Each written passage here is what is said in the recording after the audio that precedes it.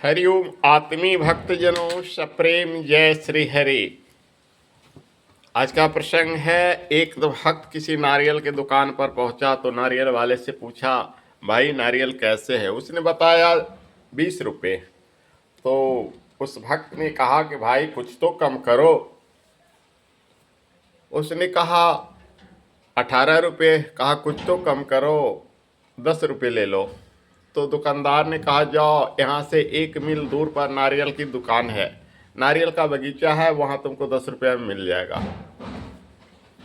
वह आदमी 1 मील पैदल गया और नारियल के बगीचा में विक्रेता से पूछा, भाई नारियल कैसे है? तो कहा 10 रुपया। कहा कुछ तो कम करो। तो कहा 1 आध रुपया कम दे दो। बोला नहीं, 2 रुपये में दे दो। कहा कि नहीं, फ्री में लेना है तो नारियल का पेड़ देखो है, उस पर चढ़ जाओ। बस झट से पेड़ पर चढ़ गया, 2-4 नारियल तोड़ लिया। लेकिन नारियल के पेड़ पर चढ़ तो गया, 2-4 नारियल तोड़ तो लिया, लेकिन नीचे देखा तो उसे भय लगने लगा कि कहीं गिर न जाऊं। तो झट से उसने मन में मन्नत की कि प्रभु मैं कुशल से अगर नीचे उतर जाऊंगा तो 5 ब्राह्मण को भोजन कराऊंगा, साद्रव्य यानी रुपये पैसे से दक्षिणा सहित उसे विदा करूंगा। उसके बाद जब आधा पर आ गया तब बोलता है, प्रभु मैं 2 ब्राह्मण को भोजन कराऊंगा और साद्रव्य दक्षिणा दान से उसे विदा करूंगा। जब नीचे उतरने पर रह गया तो बोलता है, प्रभु मैं 1 ब्राह्मण का भोजन कराऊंगा, साद्रव्य दक्षिणा दान से उसे विदा करूंगा। जब वह जमीन पर आ गया तो कहता है, प्रभु ब्राह्मण तो हम आप सबके भीतर में है। कहा गया है मुखमंडल ब्राह्मण है, बाजू क्षत्रिय है और उधर वैश्य है, पैर शूद्र है। तो ये चारों अंग में तो भगवान ये चारों जातियां विद्वान ही हैं। तो सब परिवार मिलके अगर हम भोजन कर लेते हैं तो 5 ब्राह्मण का भोजन तो ऐसे ही हो जाएगा, क्योंकि भोजन तो मुंह ही करता है और मुख को ब्राह्मण कहा गया है।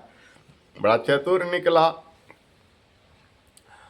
तो प्रभु ब्राह्मण तो हमारे घर में हैं ही और हम सब ब्राह्मण ही हैं, इसलिए भोजन तो ब्राह्मण को ही कराना है, भोजन ब्राह्मण ही करेगा। और शास्त्र में ऐसा वर्णन भी आया है कि मुख ब्राह्मण होता है, ललाट ब्राह्मण होता है, यानी ग्रीवा से ऊपर का भाग ब्राह्मण है।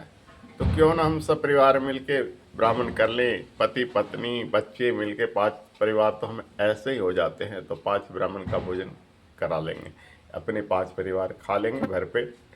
रही दक्षिणा की बात तो प्रभु जो रकम कमाएंगे उसी में से 5 बांट लेंगे, दक्षिणा भी हो जाएगा। तो ये बात आजकल के लोगों पर 100% फिट बैठता है। जब किसी को नौकरी लेनी होती है तो मंदिर में कहता है, मंदिर निर्माण के लिए मैं पूरे महीना का वेतन दूंगा।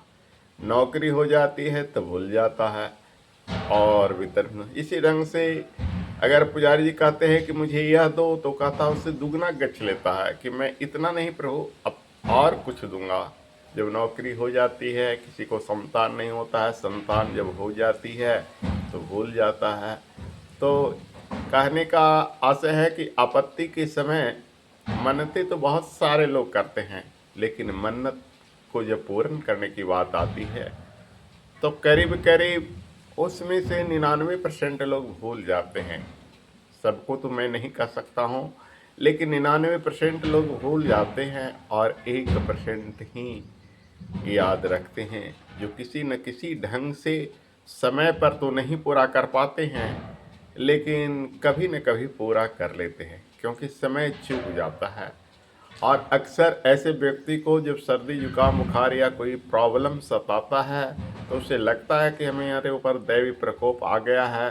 तो कुछ लोग दैवी प्रकोप के डर से पूरा करते हैं, लेकिन जब उनका काम लेना होता है तो भगवान से ही बहुत सारी मन्नतें करते हैं, मैं यह करूँगा, वह करूँगा, यह दूंगा, वह दूंगा।